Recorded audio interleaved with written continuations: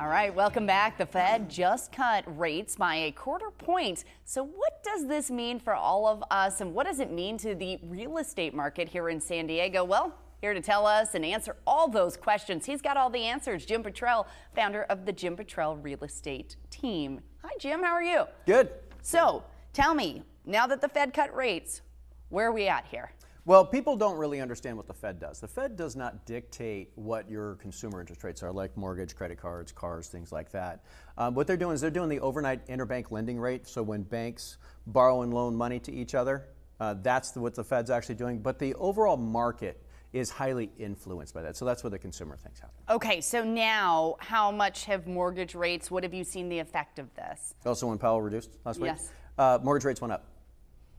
So what does that, I mean, what does that mean? Yeah, so anyway, they just went up a quarter point, but it wasn't, it was, like I said, they influenced the rate. So the market listened to what Powell said afterwards. He said, yeah, well, we're reducing a quarter point, but he's moving his bias from a continued lowering to a neutral stance for right now because he's still concerned about inflation. Okay, fine.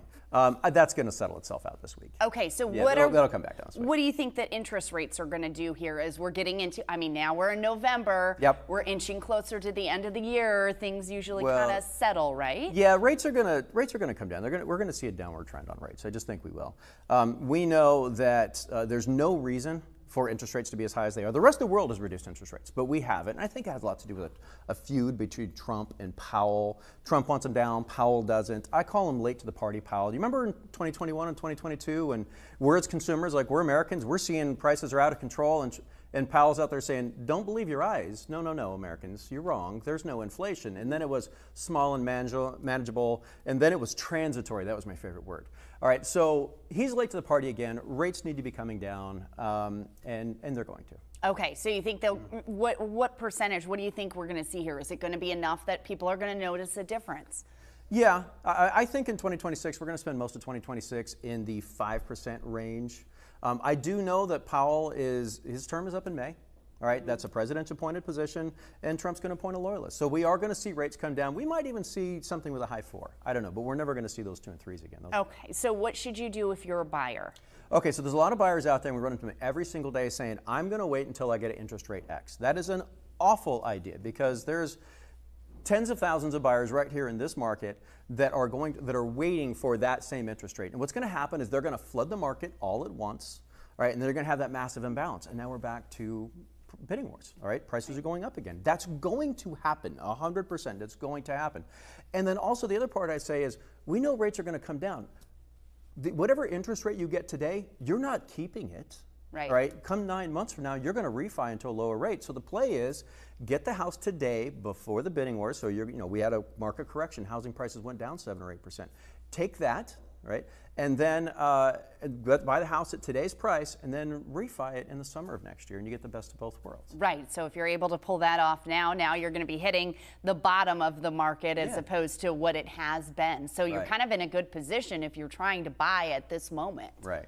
Right. And then let's do a quick forecast because I was going to do this 10 days ago and then we decided to go today. So yeah, so what do you see? There's what been are you developments. thinking? Okay. So I was prepared to say that this winter was going to be a very dark, very cold winter for real estate. It was going to be bad. And you may remember me being here in February of this year saying, hey guys, the market's changing. We're starting to see houses sit. We're seeing price reductions. We're seeing houses not sell. And then by the early March, I said, we are in a market correction. All right. That is when prices come down.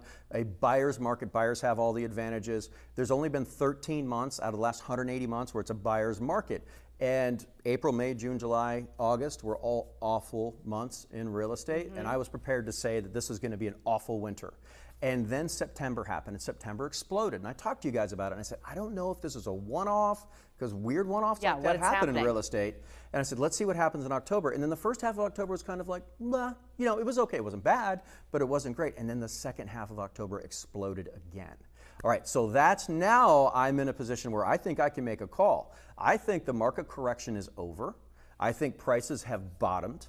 And I think we're going to sit right where we are right now through the end of holiday season. And we're Americans, so holiday season ends not at New Year's, Super Bowl. All right? That's when holiday season ends. Buyers, you don't have the massive leverage that you did a few months ago, but you're not at a disadvantage.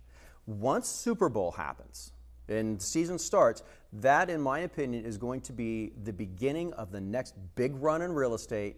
And we're going to see prices go up, and we're going to see it move back to seller's market, and you're going to be negotiating from a disadvantageous position. Right now, it's kind of neutral. Take the advantage. Prices came down 7 or 8%. Get that. Do it now. Take that. Buy the house cheaper than you'll be able to buy it in the spring, and then just refi in the summer. All right. That's Jim the play. Bottrell, thanks for coming in. Appreciate that. And we'll save that clip so we can see what happens, right? Yeah, we'll do it. All right.